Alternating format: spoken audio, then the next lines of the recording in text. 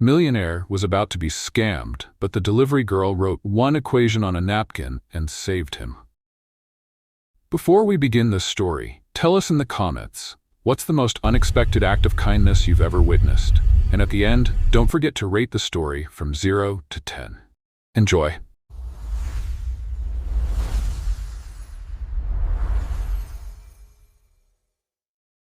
The tension in the boardroom on the 90th floor of Aldridge Tower was thick enough to cut with a knife. Finn Aldridge stared at the architectural model on the table, a gleaming miniature of what was supposed to be his magnum opus, the Odyssey Tower, a skyscraper that would redefine the Miami skyline. It was beautiful, it was ambitious, and it was about to ruin him. "The load-bearing calculations are solid, Finn," said Mark, his senior partner, with a smile that was a little too slick, a little too confident. "The physics are flawless. We signed today, and your family's legacy is secured for the next century." Finn picked up the platinum pen, his hand hesitating just above the dotted line of the $100 million construction contract. Something felt wrong. He couldn't put his finger on it. The numbers checked out. The engineers had approved it. But a cold knot of dread was tightening in his stomach. He was being pushed, cornered by his own partners who were far too eager to close the deal. "I just need another minute," Finn said, his voice tight. "Finn, we don't have another minute," Elias, another partner, chimed in, pointing to his Rolex. "The investors are waiting. Are you going to let your gut feeling get in the way of the biggest deal of our lives?" It was at that exact moment of catastrophic pressure that the heavy glass door to the boardroom slid open. A young woman in a faded t-shirt, jeans, and a food delivery backpack stood there, looking completely out of place. Lunch delivery for, Finn Aldridge?" she asked, reading from her phone. "2 salads and a water?" Every head in the room swiveled to face her. It was as if a bird had just flown into a submarine. "Get her out of here!" Mark snapped at Finn's assistant, who was scrambling to intervene. "We're in the middle of something." The delivery girl, Samantha Sanchez, didn't flinch. Her sharp, intelligent eyes flickered from the anxious faces of the partners to the massive whiteboard behind the table. It was covered in complex structural equations, the mathematical backbone of the Odyssey Tower. She tilted her head, a small, almost imperceptible frown forming on her face. "Wow," she muttered to herself, but loud enough for Finn to hear.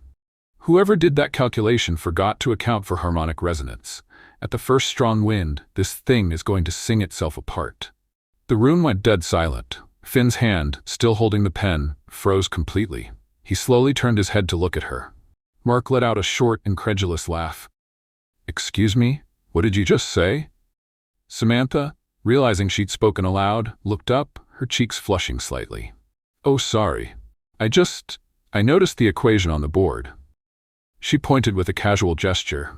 "You're using a standard linear model for wind resistance, but for a building that tall and slender, you need to factor in the harmonic frequencies, the vibrations. Otherwise, a steady wind could create a feedback loop and, well, it wouldn't be pretty." The partners stared at her as if she'd just started speaking in tongues. The lead engineer in the room, a man with 3 decades of experience, went pale. That's absurd," Mark stammered, though his confidence was clearly shaken. "Our engineers are the best in the world.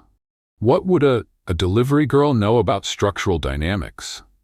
"Enough to know that your building is a giant tuning fork," Samantha shot back, her initial embarrassment replaced by a spark of defiance. She grabbed a clean napkin from the catering tray she'd just delivered. "Look." With a pen she pulled from her pocket, her hand moved with a speed and confidence that was mesmerizing. She wrote a single, elegant differential equation on the napkin. It wasn't long, but it was dense with a logic that was both beautiful and brutal. She slid the napkin across the polished table. "That's what happens to your tower in a Category 3 hurricane," she said simply. The lead engineer grabbed the napkin. He stared at it, his eyes widening in horror. He pulled out his own calculator, his fingers flying across the keys. A few seconds later, he looked up, his face as white as a sheet. "My God," he whispered. "She's right. The oscillation, it's catastrophic. The building would collapse." The silence that followed was deafening. Mark and Elias looked like they had seen a ghost. They hadn't just made a mistake, they had tried to push through a project that would have led to an unimaginable disaster, and they had either known it or were criminally incompetent. Finn Aldridge slowly put the pen down. He looked from the terrified face of his engineer to the shocked expressions of his partners, and then to Samantha, who was now awkwardly zipping up her delivery backpack, ready to leave. He had just been saved from utter ruin. Not by his million-dollar team, but by a delivery girl with a pen and a napkin. He walked over to her, his mind struggling to process what had just happened. "Who are you?" he asked, his voice a low, awestruck rumble. Samantha shrugged, adjusting her backpack. "I'm Samantha. I deliver salads.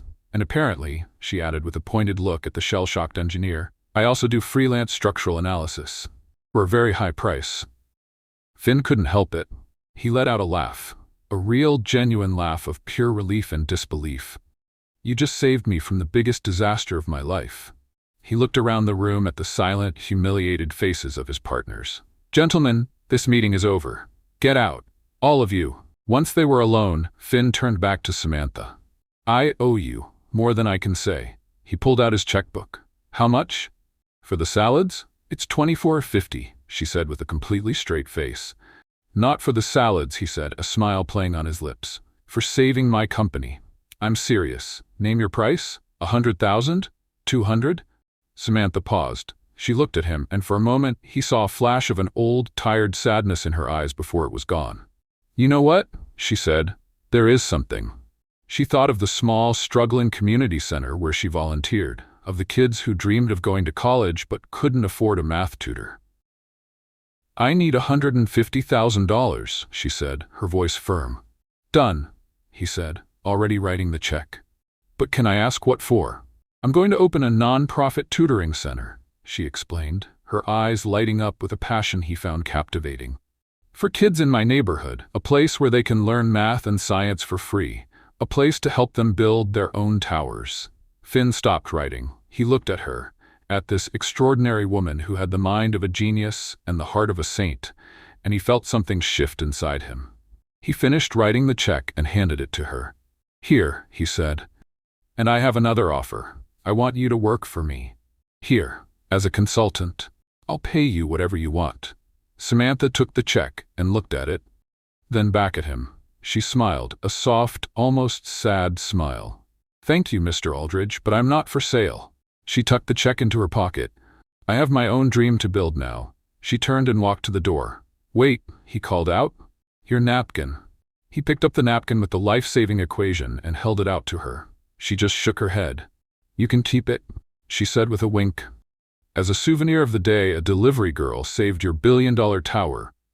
The door slid shut, leaving Finn Aldridge alone in his boardroom, holding a check for salads he never ordered and a napkin with an equation he barely understood. He knew he had just saved his company, but he had a strange, compelling feeling that he had just found something far more important. The day after Samantha Sanchez walked out of his boardroom, Finn Aldridge couldn't focus. He had fired his partners, Mark and Elias, in a clean, brutal corporate execution. He had brought in a new team of engineers to reevaluate every calculation for the Odyssey Tower. He had saved his company, his legacy, and his reputation. By all accounts, he should have been relieved, celebrating. Instead, he was obsessed. He sat at his vast, minimalist desk, not looking at the billion-dollar skyline, but at a stained, crumpled napkin. On it, in elegant, confident script, was the single equation that had saved him. It was the only thing he had left of her. "Sir?" His assistant, a perpetually flustered young man named Ben, peeked into the office. "The new engineering team is ready for your review." "Cancel it," Finn said without looking up from the napkin. "Sir? But the review is critical." "Find her," Finn interrupted, his voice a low, intense command. Ben blinked. "Find who, sir?" "The delivery girl, Samantha Sanchez. I want to know everything. Where she lives, what she does, and most importantly, where she plans to open that tutoring center." "The tutoring center, sir?" "Just find her, Ben. Use whatever resources you need, and be discreet. I don't want her to know I'm looking." For 3 days, Finn was a ghost in his own company. He paced his office, stared at the napkin, and waited for Ben's report. He told himself it was about gratitude. He owed her more than just a check. But deep down, he knew it was more than that. He couldn't get her out of his head, the way she'd stood up to his arrogant partners, the fire in her eyes when she explained the math, the quiet dignity with which she'd refused his job offer. On the fourth day, Ben walked in with a thin folder. "We found her, sir." Finn sat up, his attention finally captured. "It wasn't easy. She has almost no digital footprint," Ben explained. "She lives in a small apartment in Little Havana, volunteers at the local community center, and according to a recently filed business permit." Ben paused for effect.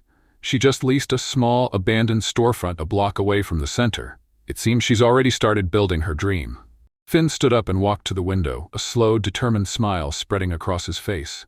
"Get the car, Ben, and cancel the rest of my day." "But sir, you have the quarterly earnings call." "Let the board handle it," Finn said, grabbing his jacket. "I have a non-profit to investigate."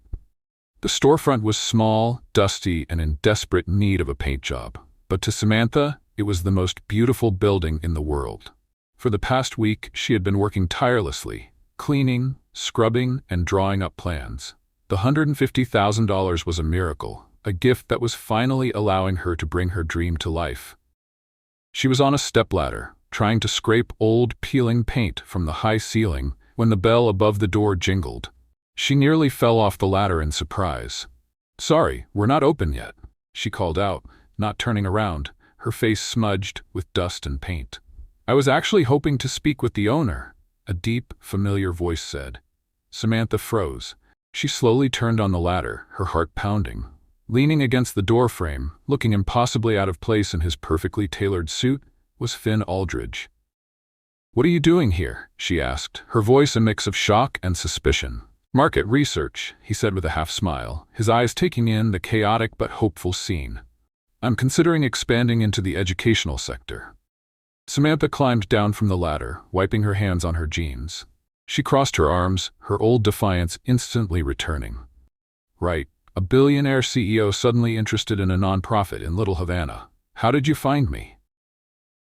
"You're a hard person to forget, Samantha," he said, his gaze steady as he walked further into the room. He looked at the sketches she had taped to the wall, plans for classrooms, a small library, a computer lab. "This is impressive."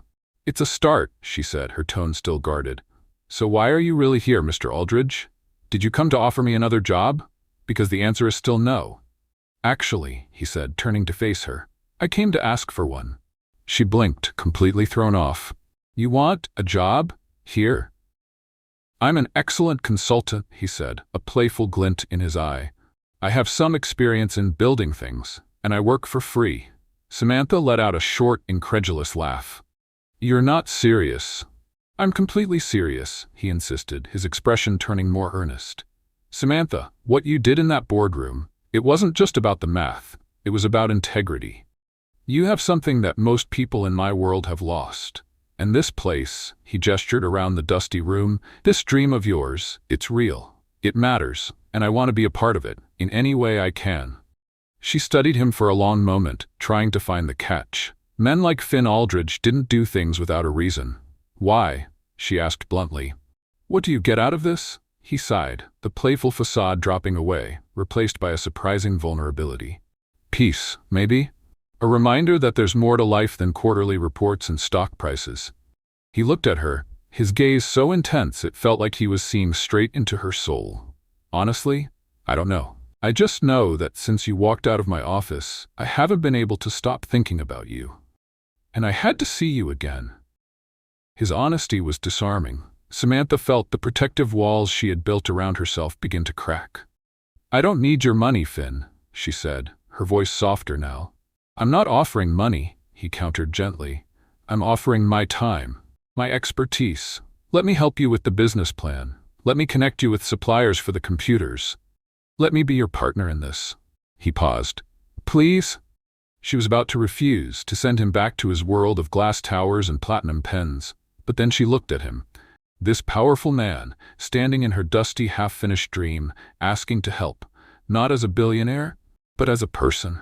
"The coffee here is terrible," she said, gesturing to the old, sputtering coffee maker in the corner. "And the work is unpaid." A slow, brilliant smile spread across his face. "I'll bring my own coffee," he said, "and I've never been more excited to work for free in my entire life." Meanwhile, in a dark, expensive steakhouse across town, Mark and Elias were nursing glasses of scotch, their faces masks of bitter resentment. "He fired us, Elias," Mark hissed, slamming his glass on the table. "After 15 years, humiliated us in front of the entire board." "And it was all because of her," Elias added, his eyes cold. "That delivery girl. She came out of nowhere and destroyed everything." Mark took a long drink, a malicious plan already forming in his mind. Finn thinks he's won. He thinks he can just discard us and move on with his little charity project. He looked at Elias, a cruel smile twisting his lips. But he made a mistake. He made it personal, and he has no idea how personal we can make it for him. "What are you thinking?" Elias asked, leaning in. "I'm thinking," Mark said, his voice a low, dangerous growl, "that it's time to show Mr. Aldridge what happens when you take everything from men who have nothing left to lose. We're not going after his company. We're going after his heart. We're going to find that girl, and we're going to tear her little dream to pieces." The first day of Finn Aldridge's volunteer career began with him showing up at the dusty storefront in a $1,000 suit.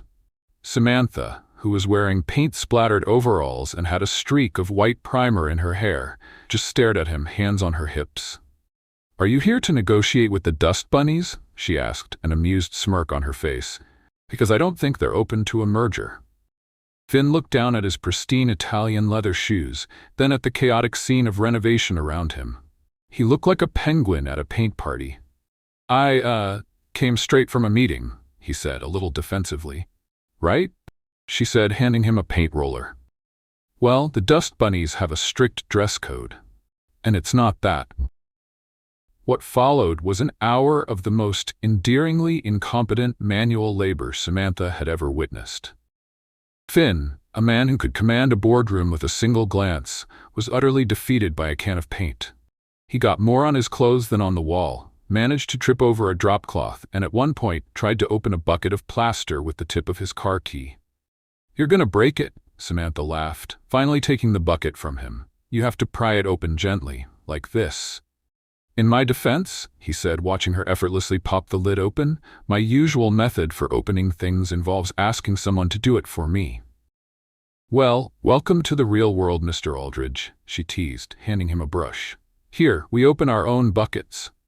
Despite his clumsiness, he was a surprisingly good sport. He didn't complain. He listened to her instructions, even when she explained things to him as if he were a 5-year-old, and he worked. He sanded walls, carried boxes, and painted with an intense focus that she found both funny and strangely charming. "You know," she said as they took a break, sitting on overturned buckets and drinking water from plastic bottles, "for a billionaire, you're not completely useless." "High praise," he said with a tired smile, wiping a smudge of blue paint from his cheek. "I'll have it framed." Their easy banter became the soundtrack of the renovation. They worked side by side, the awkwardness between their two worlds slowly dissolving into a comfortable partnership. He was discovering a side of her that was more than just a math prodigy. She was a leader, a hard worker, and had a sarcastic sense of humor that could dismantle his CEO persona in seconds. She, in turn, was discovering the man behind the myth. Surprisingly down to earth, a little lost, and with a laugh that, when it finally appeared, was deep and genuine. But their newfound harmony was soon interrupted by the one thing Finn's money couldn't easily fix: bureaucracy. "They're denying the occupancy permit?" Samantha said into her phone a week later, her voice a mixture of disbelief and fury. "But why? I submitted every single form."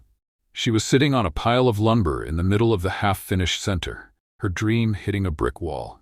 The city inspector had found a dozen minor, almost insignificant, code violations and had slapped a rejection notice on her application, citing a 6-month waiting period for a re-inspection. 6 months? She groaned after hanging up. "I'll be out of money by then. This is a disaster." She was so wrapped in her despair, she didn't notice Finn had walked in until he was standing in front of her, holding 2 cups of coffee. He'd learned to come prepared. "Permit trouble?" he asked, his voice calm. "Trouble is an understatement," she said, burying her face in her hands. "It's a nightmare. They're burying me in red tape. It feels like they're doing it on purpose." Finn took a look at the rejection notice, He read the inspector's name, the list of trivial violations, and a slow, cold anger began to build in his eyes. He recognized the pattern. This wasn't standard procedure. This was a shakedown. He didn't say, "I'll pay someone off." He didn't say, "I'll handle it." He knew she would reject any offer that felt like a handout. Instead, he simply said, "Let me make a call." "To who?" "The mayor?" she asked sarcastically. "Close," he said, a glint in his eye. "His chief of staff. We play poker on Thursdays." He stepped outside and made a single, 5-minute phone call. His tone was not angry or demanding. It was the calm, lethal voice of a man who was used to getting what he wanted. He spoke of unexpected regulatory hurdles, community projects being unfairly delayed, and subtly hinted that his company's future charitable contributions to the city might be re-evaluated based on the city's efficiency in supporting local initiatives. When he came back inside, he just handed her one of the coffees. "There should be a new inspector here tomorrow morning," he said simply. "A more reasonable one." Samantha stared at him, speechless. "Just like that?" "Sometimes," he said with a small shrug, "it's not about what you know but who you know, and knowing how to talk to them." She didn't know how to feel. On one hand, she was immensely grateful. On the other, the ease with which he had moved a mountain that she couldn't budge was a stark reminder of the chasm between their worlds. "Thank you," she finally said, her voice quiet. "You're welcome," he replied, not making a big deal of it. "Now, are we going to finish painting that wall, or are we going to stare at it all day?" That night, they worked late, painting the main classroom side by side. The silence was comfortable, filled only with the soft sound of rollers on the wall and the distant hum of the city. "Why are you doing this, Finn?" Samantha asked suddenly, her voice a low murmur. "I mean, really, why are you spending your days covered in paint in a dusty storefront in Little Havana?" He stopped painting and turned to her, his expression more serious than she'd ever seen it. "Because this place," he said, looking around the room, "feels more real than my own office. Because for the first time in a long time, I feel like I'm building something that actually matters." "And why does that matter so much to you now?" she pressed gently. He sighed, putting his paint roller down. He looked at her, and she saw a flicker of the lonely man he kept hidden behind the billionaire facade. "I grew up in a house full of beautiful, silent things," he said quietly. "My father was a brilliant businessman, but he was emotionally absent. He measured love in stock prices and success in acquisitions. I had everything a kid could ever want, except for a father who actually saw me." Samantha stopped painting, her heart aching for the lonely boy he must have been. "I became just like him," Finn continued, his voice rough with an old pain. "Cold, calculating, focused only on the next deal. I built an empire, but I was living in the same silent house. And then," he looked at her, "then you walked into my boardroom. You weren't impressed by the money. You weren't intimidated by the power. You just saw a problem and you fixed it. And you wanted to use your reward to help kids who, I'm guessing, also feel a little invisible." "I was one of those kids," she admitted softly. "The one who was good at math but was always told it wasn't for girls. The one who had big dreams but no one to help them build." "Exactly," he said, his voice a near whisper. "You're building a place for people to be seen, and I guess I just wanted to be near that." The vulnerability in his confession was a raw, open thing. It hung in the air between them, intimate and fragile. He had just given her a piece of his soul, and in return she felt her own defenses crumble completely. Before she could think, before she could stop herself, she reached out and gently wiped a smudge of blue paint from his cheek with her thumb. Her touch was feather-light, but it sent a jolt of electricity through him. He froze, his eyes locking with hers. The world seemed to shrink to the small, paint-scented space between them. The moment was broken by the sharp, jarring sound of shattering glass from the front of the store. They both jumped, their heads snapping toward the sound. A heavy thud followed, then another. "What was that?" Samantha whispered, her heart pounding. Finn's expression shifted instantly from vulnerable to protective. "Stay here," he commanded in a low voice. He moved silently to the edge of the doorway, peering out into the main room.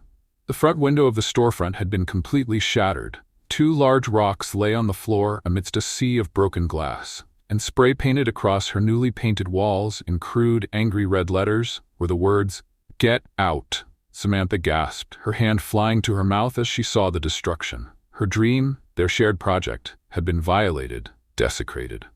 "Who would do this?" she cried, tears of shock and anger welling in her eyes. Finn didn't answer. He was staring at the red paint, his face a mask of cold, controlled fury. He didn't need to guess who was behind this. This was a message. A cowardly, vicious message from the men he had fired. This wasn't about the company anymore. They were coming after him through her. He turned to Samantha, who was standing frozen, staring at the wreckage of her dream. He went to her, and without a word, he pulled her into his arms, holding her tightly as she began to tremble. "It's okay," he murmured into her hair, his voice a low, protective growl. "They're not going to win. I promise you, Samantha, we will fix this. And then I will make them pay." She clung to him, the smell of paint and plaster mingling with the cold, sharp scent of fear. The dream they had been building together had just been attacked, but as he held her, a new, fierce determination began to replace her despair. They had broken her window, but they had not broken her. And they had no idea what they had just unleashed. The morning after the vandalism, the smell of industrial cleaner and wet paint filled the small storefront, but it couldn't completely mask the lingering stench of violation. Samantha stood in the middle of the room, broom in hand, sweeping shards of glass into a dustpan. She hadn't slept. The shock and grief from the night before had slowly hardened into something else, a cold, quiet rage. She wasn't broken, she was furious. The bell above the door jingled, and Finn walked in, not in a suit but in jeans and a simple gray sweater. He was carrying a large box of donuts and 2 steaming cups of coffee. He stopped, his eyes taking in the scene. Samantha, her face smudged with dirt, her expression grimly determined, sweeping up the remnants of her shattered dream. "I brought breakfast," he said softly, placing the items on the only undamaged workbench. "I'm not hungry," she replied without looking at him, her voice flat. "Okay," he said, not pushing. He grabbed another broom that was leaning against the wall. "Then I guess we'll just work." She finally stopped and looked at him. "You don't have to do this, Finn. This is my mess." "Wrong," he said, starting to sweep a different section of the floor. "They did this because of me. That makes it our mess. Now where do we start?" For the next several hours they worked in a surprisingly efficient silence. They swept up every last shard of glass, scrubbed the hateful words from the walls, and bagged up the debris. Finn was still clumsy with a broom, but he was tireless. He did whatever she asked without complaint, his presence a steady, reassuring force. He wasn't a billionaire CEO trying to fix a problem with his checkbook. He was just a man, helping the woman he cared about put the pieces of her dream back together. It was while scrubbing the last of the red spray paint from the wall that Samantha's analytical mind, the same one that saw the flaw in the Odyssey Tower's design, kicked into gear. "Wait," she said, stopping. She leaned closer to the wall, examining the faint residue of the paint.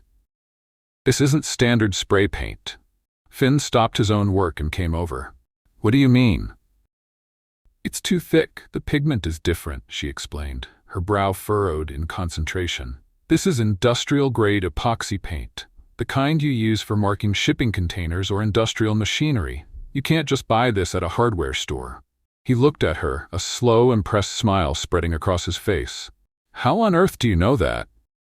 "My dad used to work at the shipyards," she said, a flicker of an old memory in her eyes. "I spent a lot of my childhood around warehouses and heavy equipment. You learn to recognize smells and materials." She stood up, a new fire in her eyes. "They were arrogant, Finn. They thought they were just breaking a window and scaring a girl. They didn't think she'd know the difference between Krylon and industrial epoxy." "Arrogance makes people sloppy," he murmured, echoing her own words from months ago. "Exactly," she said, her voice electric with a new sense of purpose. "The police will treat this as random vandalism. They'll file a report and forget about it. But this," she pointed to the faint red stain, "this is a clue. This is a thread, and I'm going to pull on it until their whole rotten plan unravels." The despair was gone, replaced by the fierce determination of a hunter who had just found a track. Finn had never found her more beautiful. "Okay, detective," he said, playing along but also completely serious. What's our next move? Our next move, she said, a daring smile on her face, is to take this fight to your world. I need a computer, a powerful one, and access to every industrial supplier database in the state of Florida. Finn's smile widened. I think I know a place. That night, the 90th floor boardroom of Aldridge Tower, the same room where Samantha had once delivered salads, was transformed into a high-tech war room. Finn had given her his personal terminal, a sleek, powerful machine with 3 massive curved monitors. The architectural model of the Odyssey Tower had been pushed to the side, replaced by empty pizza boxes and coffee cups. Finn sat in a chair a few feet away, watching her work. It was a complete role reversal. She was the one in command, her fingers flying across the keyboard with a speed and confidence that was breathtaking. He was her support staff, tasked with keeping the coffee flowing and ordering more pizza. So, what's the plan, boss? He asked, handing her a fresh mug. The plan is to think like our targets, she said, her eyes never leaving the screens. Mark and Elias are creatures of habit and ego. They wouldn't have bought the paint themselves. That's too risky. They would have used a middleman, a contractor, someone paid in cash to do the dirty work. And how do we find this middleman? We look for anomalies, she explained, her voice a low hum of concentration. A single, small purchase of a very specific brand of red epoxy paint in the last 2 weeks, something that doesn't fit a larger construction order. For hours, she hunted. She sliced through supplier databases, cross-referenced invoices, and analyzed shipping manifests. It was a digital haystack, and she was looking for one very specific, very red needle.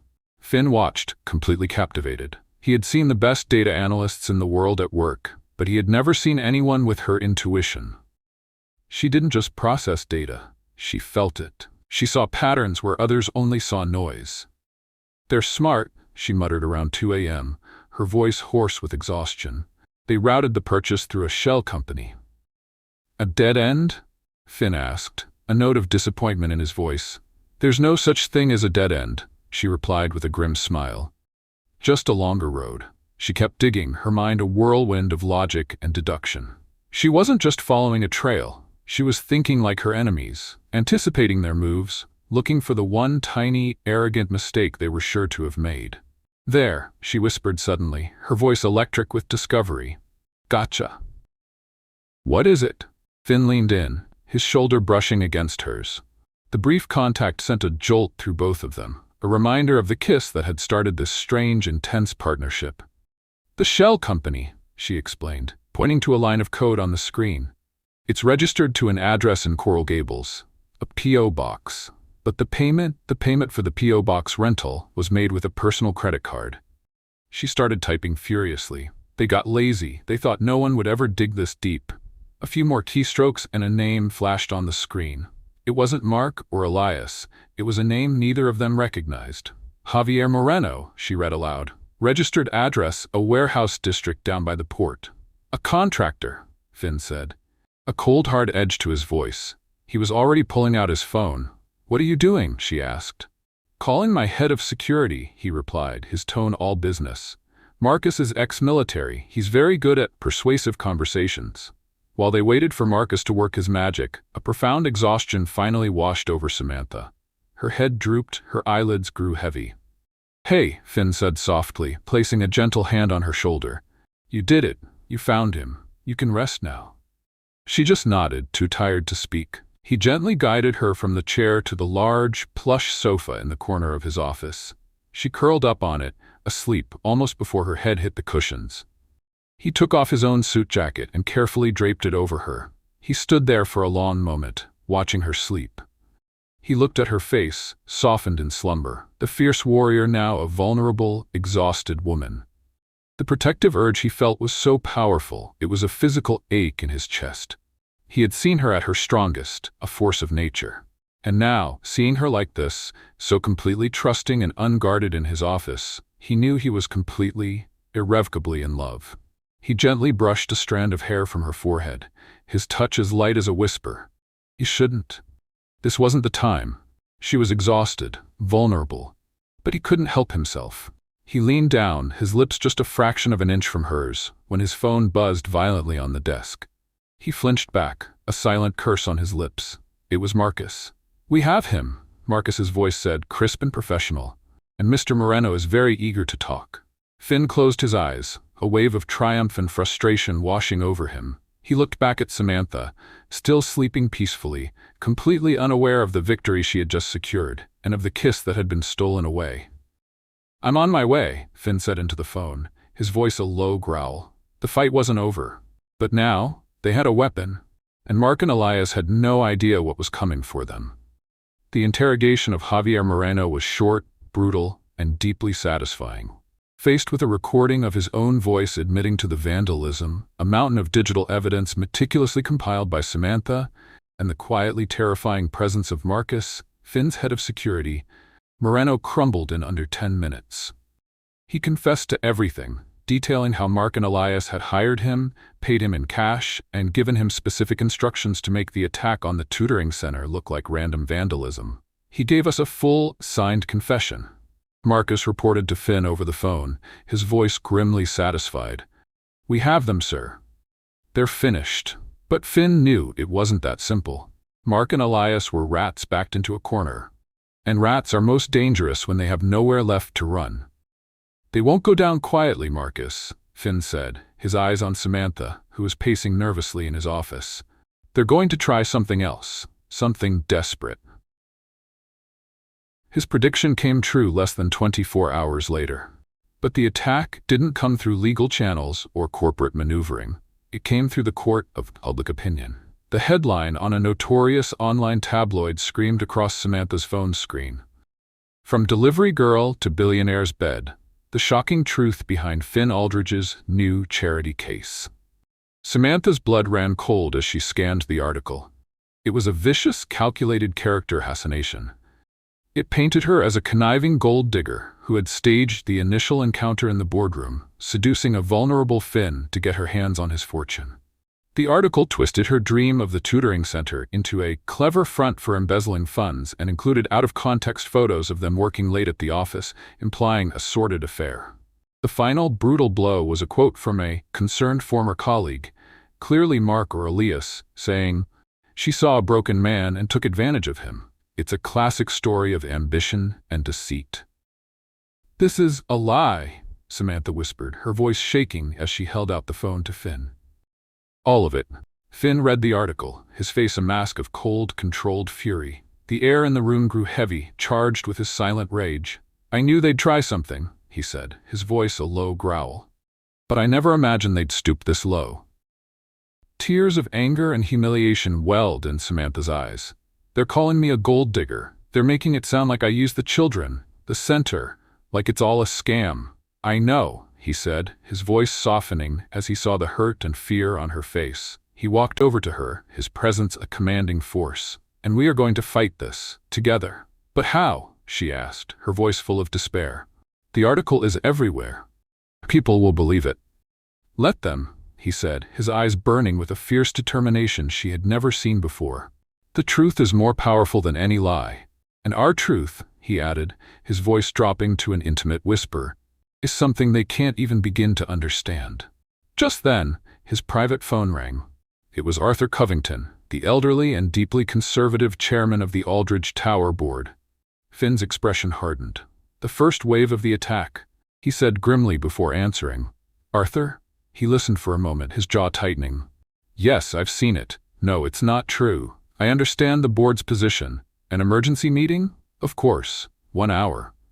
He hung up, a grim look on his face. "They're panicking. The shareholders are calling. The board wants a meeting." "They're going to ask you to get rid of me, aren't they?" Samantha asked, the brutal reality of her situation crashing down on her. Finn looked at her, and in his eyes, she saw not a flicker of doubt. "Let them try," he said. The boardroom felt like a tribunal. The 12 members of the board, men who had known Finn his entire life, sat around the long, polished table, their faces grim. Finn stood at the head, alone. Samantha had insisted on waiting outside, knowing her presence would only inflame the situation. "Finn, this is a catastrophe," Covington began, his voice devoid of its usual warmth. "Our stock has dropped 5 points since the market opened. Our brand image is being tarnished by this sordid affair. You need to contain this now." "I'm aware of the situation, Arthur." Finn replied calmly. Aware? Another board member scoffed. Finn, this isn't just a PR problem. This is a leadership problem. You brought this woman into our world. You funded her project. You allowed yourself to become involved with her. It shows a catastrophic lack of judgment. My only lack of judgment, Finn said, his voice dangerously quiet, was trusting men like Mark and Elias for as long as I did. This entire story is a fabrication, planted by two disgruntled ex-employees whom we are currently pursuing legal action against for vandalism and corporate sabotage. That may be, Covington conceded, but perception, Finn, is reality, and the perception is that you are compromising this company for a personal entanglement. He chose his words carefully. The board has discussed this. We are prepared to stand by you, but only if you take immediate and decisive action. And what action would that be? Finn asked, though he already knew the answer. You must sever all ties with Miss Sanchez, effective immediately, Covington said, his voice leaving no room for negotiation. The tutoring center will be shut down, and you will issue a public statement distancing yourself and the company from her, stating that she was a temporary consultant whose contract was terminated due to professional misconduct. It was the ultimate test. His company, his empire, the legacy his family had built on one side. The woman he loved, the woman who had been unjustly and viciously attacked, on the other. The old Finn, the man who had been raised to believe that the company was everything, would have made the cold, logical choice. He would have sacrificed the pawn to save the king. But he was not the old Finn. Samantha had changed him. He looked around the table, at the faces of the men who valued stock prices over souls. And he felt not fear, but a profound, liberating clarity. No, he said. The word dropped into the silence of the room like a stone. What did you say? A board member asked, disbelief in his voice. I said no, Finn repeated, his voice ringing with an authority that had nothing to do with his title as CEO. I will not fire Samantha. I will not shut down her center. And I will not throw an innocent, brilliant, and honorable woman under the bus to appease a pack of tabloid jackals and nervous investors. He leaned forward, his hands flat on the table, his gaze sweeping over every man in the room.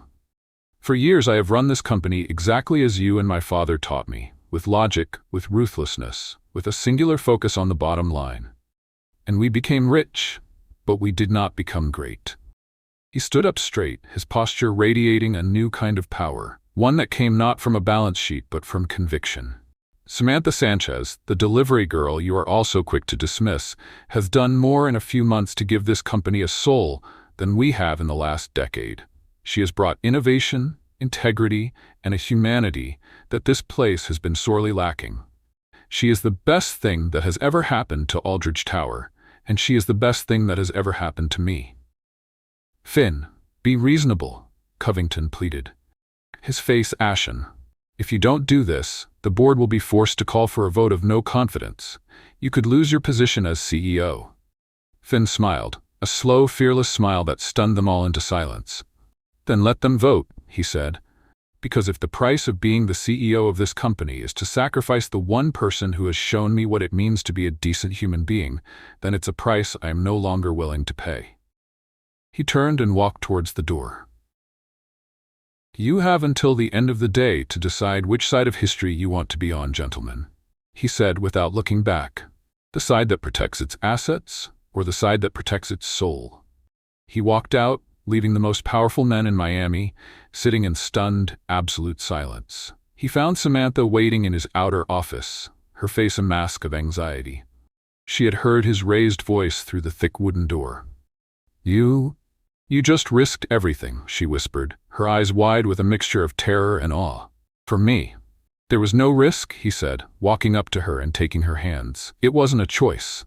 He looked into her eyes, his own filled with a fierce, unwavering love. I choose you, Samantha. Over the company, over the money, over all of it. I choose you. Tears streamed down her face, but this time they were not tears of hurt or humiliation. They were tears of a love so profound, so fiercely protected, that it felt like the only real and solid thing in a world gone mad. So what do we do now? She asked, her voice shaking. A slow, wolfish grin spread across Finn's face. Now? He said, squeezing her hands. Now, we fight back. And we don't just clear your name. We give them a show they'll never forget. Finn's office, once a sterile symbol of corporate power, had become a war room. The vast mahogany desk was littered with legal documents, coffee cups, and Samantha's laptop, which was now the most important weapon in their arsenal. "Okay," Samantha said, pacing back and forth, a spark of battle-hardened energy in her eyes. "So, Mark and Elias's strategy is classic character assassination. They're not attacking the company's data anymore. They're attacking our integrity. They think if they make me look like a criminal, and you look like a fool in love, the board will have no choice but to oust you." "It's a cowardly strategy," Finn admitted, his voice a low growl, "but it's effective. It plays on their worst fears: scandal and instability." "Exactly," Samantha said, stopping in front of him. "And you can't fight a story with data. You have to fight a story with a better story." "And what's our story?" he asked, his eyes fixed on her, trusting her instincts completely. "The truth," she said with a fierce, unwavering smile. "But we tell it on our own terms. We don't issue a press release. We don't hide behind lawyers." She leaned forward, her eyes gleaming. "We go live. We call a press conference. You and me side by side. We answer every question, we hide nothing, and we turn their poison into our platform." Finn stared at her, a slow, admiring smile spreading across his face. It was a terrifyingly bold move. A live press conference could backfire spectacularly, but it was also brilliant. It was pure Samantha. "You're not afraid?" he asked. "I was afraid when I was a broke college dropout delivering salads to pay my rent," she said, her voice soft but strong. "Right now, I'm just angry, and I'm ready to fight." She smirked. "Besides, what's the worst that can happen? We go viral again?" He laughed, a sound of pure relief and adoration. "Okay," he said, picking up his phone and dialing his head of PR. "Let's go live." The press conference room at Aldridge Tower was a shark tank. Every major news network was there, their cameras pointed like cannons at the empty podium. The air was buzzing with the cynical energy of reporters who smelled blood in the water. When Finn and Samantha walked in, a barrage of camera flashes exploded, a blinding wall of light. They walked to the podium together, a united front. Finn, in a sharp, dark suit, looked calm and commanding. Samantha, in a simple but elegant navy blue dress, looked not like a victim, but like a warrior, ready for battle. "Good morning," Finn began, his voice echoing through the silent room. "I've called this press conference to address the recent and rather creative stories that have been circulating about my professional and personal life." A reporter from the front row immediately jumped in. "Aldridge, is it true that you're in a relationship with Miss Sanchez, a former delivery girl with no corporate experience?" Finn didn't flinch. He looked directly at the reporter, his expression open and honest. "No," he said, "that's not true." A confused murmur rippled through the room. "I am not in a relationship with a former delivery girl," he continued, his voice resonating with sincerity. "I am in love with Samantha Sanchez, a mathematical prodigy who saved this company from a multi-million-dollar disaster when my entire team of experts failed." He looked at Samantha, his voice softening. "I fell in love with her intelligence, her integrity, and her courage. And if falling in love with the most brilliant and honorable person I have ever met is a catastrophic lack of judgment, then I am guilty as charged." The reporters were scribbling furiously. This was better than they could have imagined. "But the article alleges that you promoted her and funded her personal project as a way to buy her affection," another reporter shouted. "Buy her affection?" Finn let out a small, incredulous laugh. "Let me tell you about Samantha Sanchez. When I offered her a job after she saved my company, she refused. When I offered her a reward, she asked for just enough money to start a nonprofit to help underprivileged children in her community. This isn't a woman who can be bought." He paused, letting the weight of his words sink in. "And as for her personal project, I have an announcement to make." He looked directly into the main camera, speaking not just to the room, but to his board of directors, who he knew were watching. Effective immediately, the Aldridge Foundation will be making a cornerstone investment of $20 million in the Launchpad Tutoring Center. Furthermore, Aldridge Tower will be entering a permanent partnership with Ms.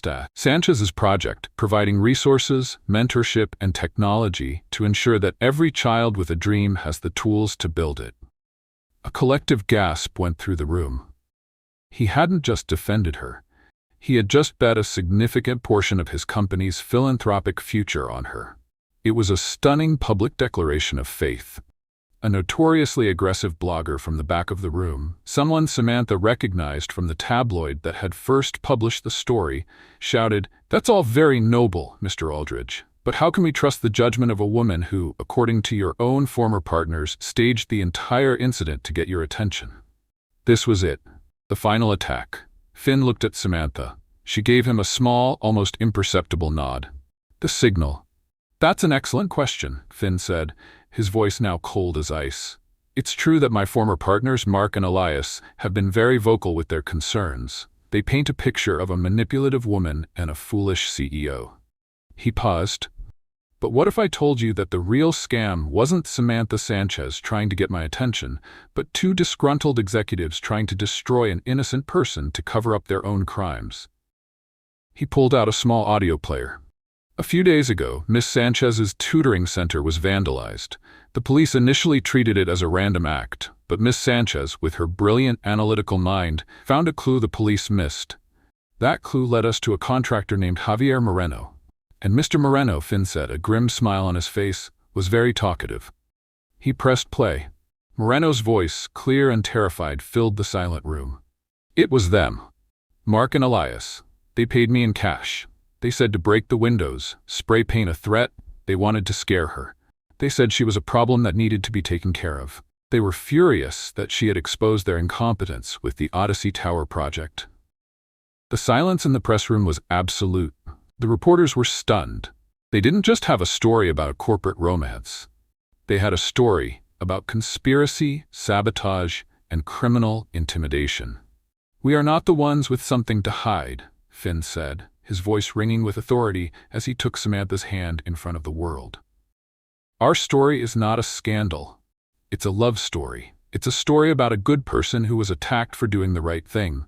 And it's a story about a company that is now finally going to stand for something more than just profit." He looked at Samantha, his eyes full of a love that was as powerful as it was public. "Any more questions?" There were none.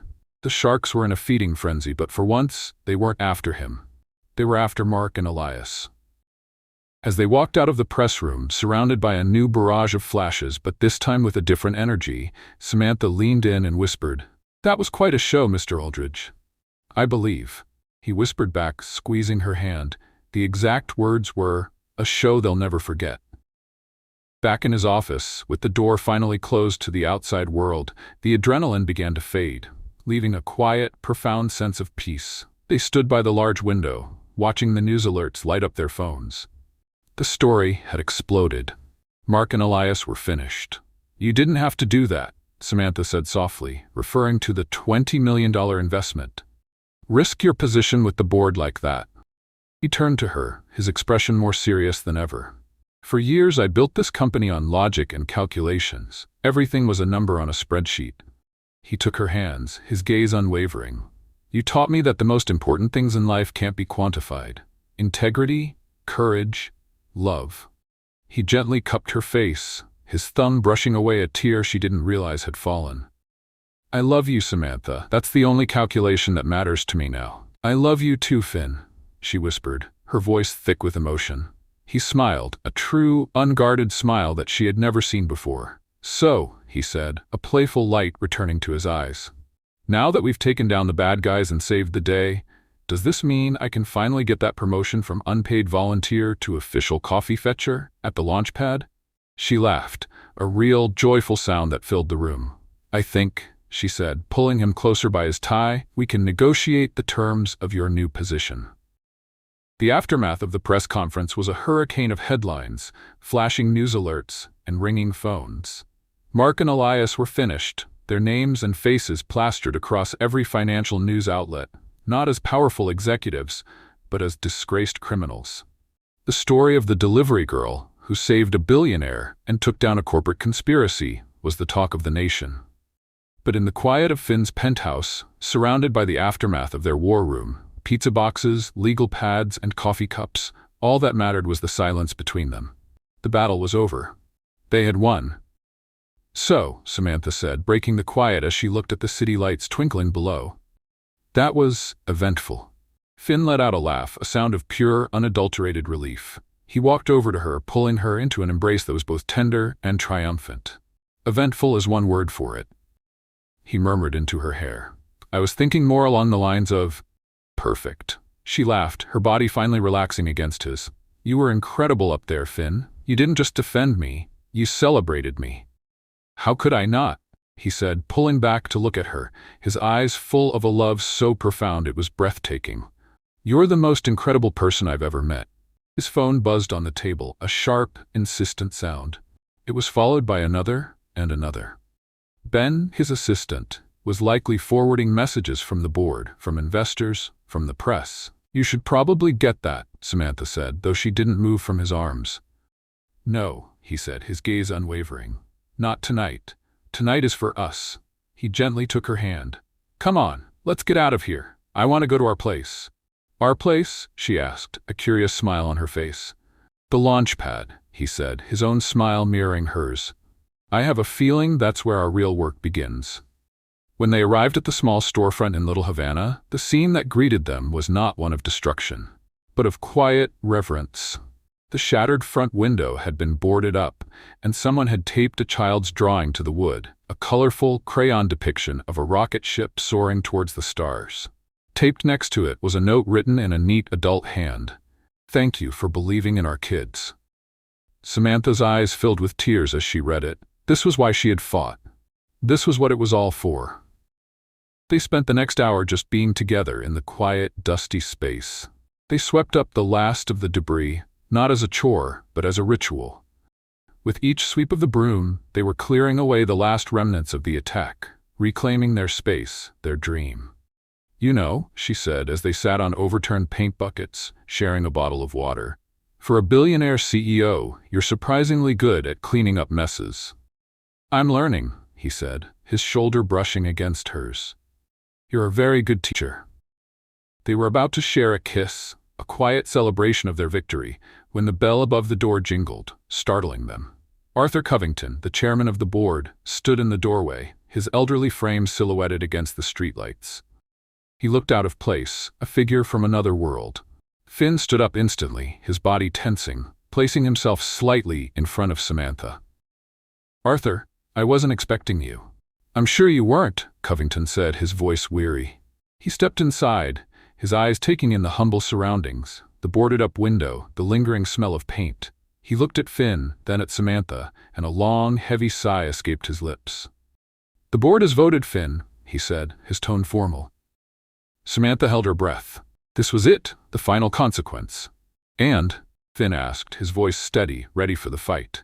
Covington looked at Finn for a long moment, and then he did something neither of them ever expected. He smiled, a small, tired but genuine smile.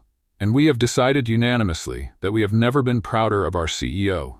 Finn stared at him, speechless. You stood in front of the world today, and you didn't just defend this company's assets, Covington continued, his voice now filled with a grudging respect. You defended its soul. You chose integrity over profit, character over convenience. You taught us all a lesson, son.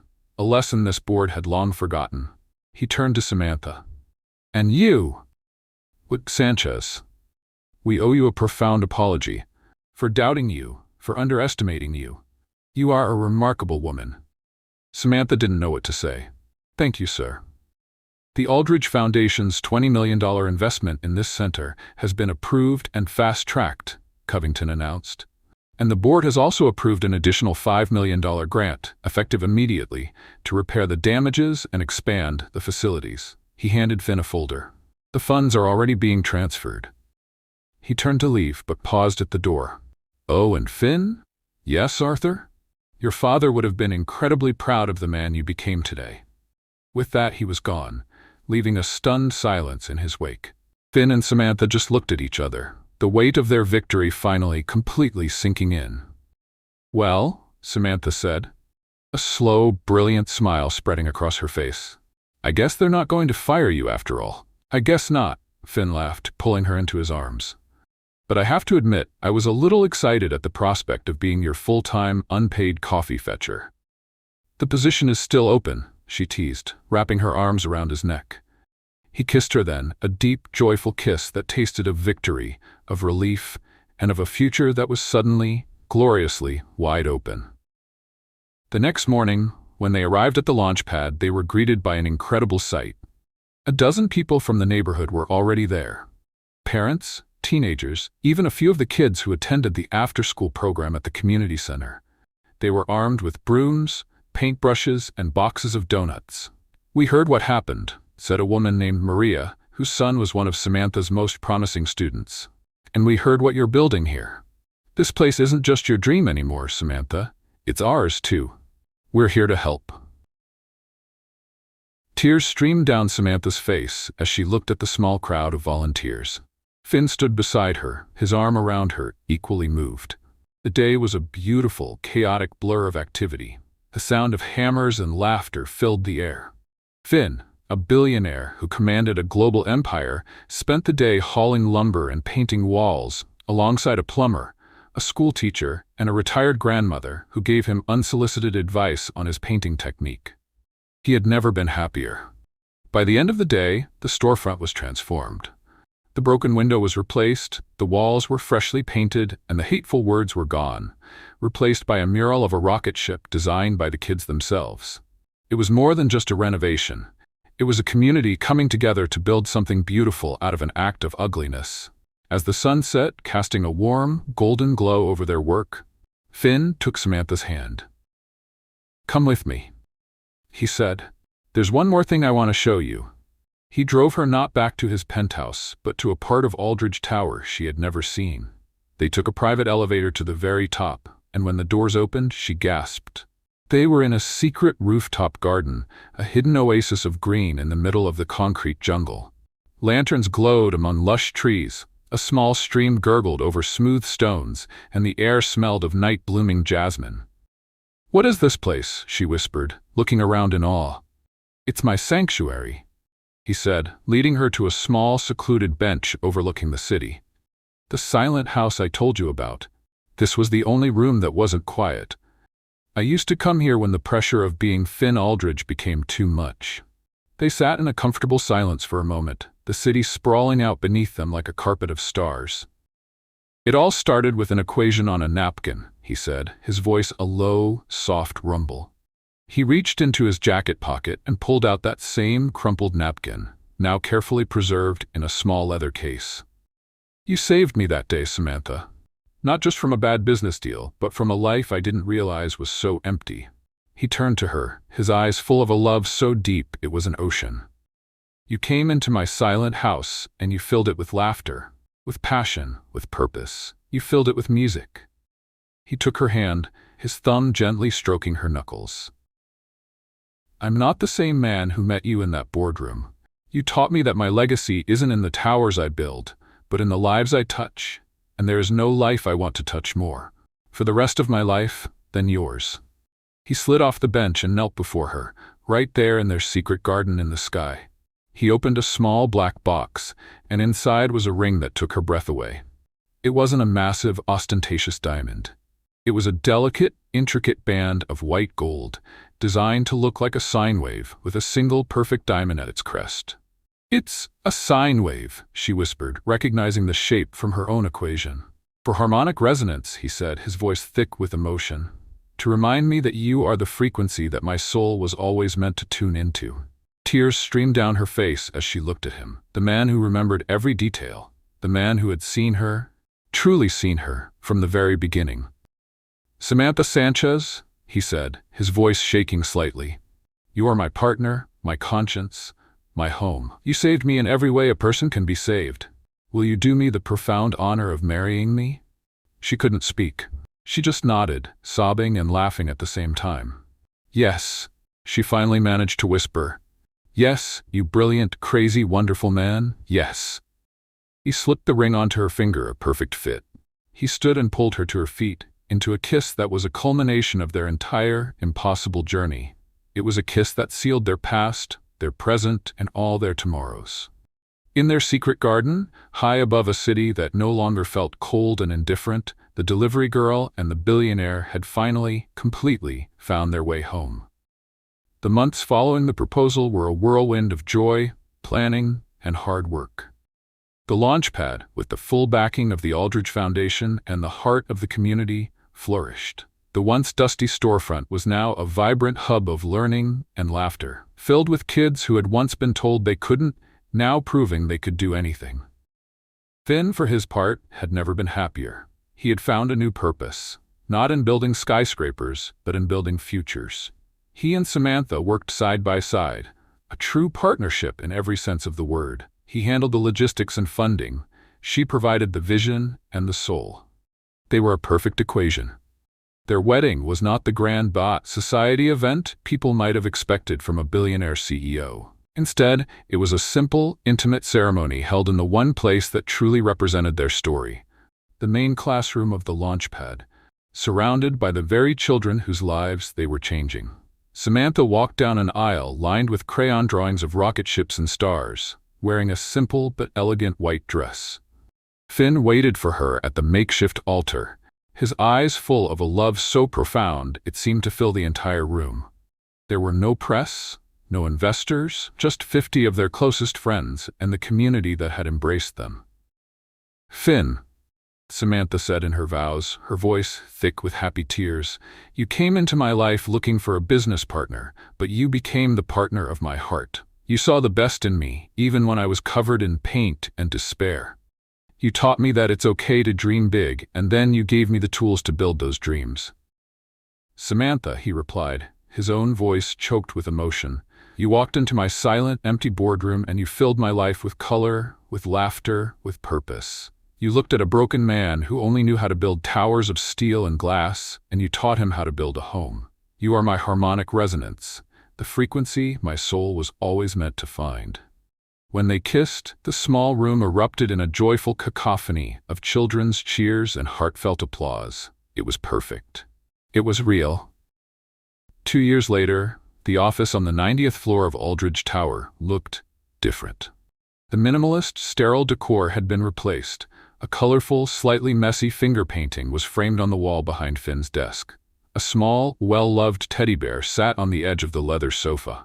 And the silence was gone, replaced by the distant, happy sound of a child's laughter echoing from the outer office. Finn Aldrich, once Miami's most ruthless CEO, was on the floor, on his hands and knees, making airplane noises as his 1-year-old son, Leo, giggled with delight, crawling after him. "The investors are here, Mr. Aldrich," his assistant Ben announced from the doorway, trying and failing to hide a smile. "Tell them the CEO is in a very important negotiation," Finn said, nuzzling his son's belly, which sent Leo into another fit of giggles. The door opened wider, and Samantha walked in, looking every bit the powerful and confident director she had become. She was holding the hand of their 3-year-old daughter, a bright, curious girl named Luna, who had her mother's sharp eyes and her father's mischievous smile. "Daddy's playing airplane again," Luna announced matter-of-factly. "He is," Samantha said, leaning down to kiss Finn. "I think it's his favorite kind of merger." Life had changed in the most beautiful ways. The Launchpad had become a national model for community-based education, with new branches opening in cities across the country. Samantha, as its executive director, was a celebrated figure in the world of philanthropy, known for her brilliant mind and down-to-earth approach. Finn had completely transformed Aldrich Tower. He had handed over the day-to-day operations to a new CEO, and now dedicated his time to running the Aldrich Foundation, working alongside Samantha to fund projects that had real human impact. Mark and Elias, after a very public trial, were serving lengthy prison sentences for fraud and conspiracy, their names now a cautionary tale in the business world. That evening, the family was gathered in the living room of their warm, light-filled home. The silent house was a distant memory, now filled with the chaotic, beautiful soundtrack of a family. Finn was reading a story to Luna, while Samantha rocked a sleepy Leo in her arms. Luna, who had inherited her mother's love for numbers, was doodling on a napkin with a crayon. "Look, Mommy," she said, holding it up proudly. Samantha took the napkin. On it, Luna had drawn a wobbly but surprisingly accurate version of the sine wave equation. The same equation that had started everything. "It's beautiful, sweetheart," Samantha said, her eyes meeting Finn's over their children's heads. He smiled, a look of such profound love and gratitude passing between them that no words were needed. Later, after the children were asleep, they stood on the balcony, looking out at the city lights. "Do you ever miss it?" she asked softly. "The thrill of the deal, the power, the corner office all to yourself?" He wrapped his arms around her, pulling her close. "I thought that was what I wanted," he said, his voice a low, contented rumble. "I thought success was about building the tallest tower." He kissed the top of her head. "You taught me that real success is about what you build inside the walls of your own home." She leaned her head against his chest, listening to the steady, reassuring beat of his heart. "It all started with a salad delivery," she murmured with a smile. "Best $24.50 I ever spent," he chuckled. He held up a crumpled napkin he had pulled from his pocket, a new one from dinner that night. On it he had written a single simple equation: F plus S plus L equals steady. "What's that?" she asked, a curious smile on her face. "It's the only equation that matters now," he said, kissing her softly. "Finn plus Samantha plus Leo plus Luna equals forever." She laughed, a sound of pure, unadulterated happiness.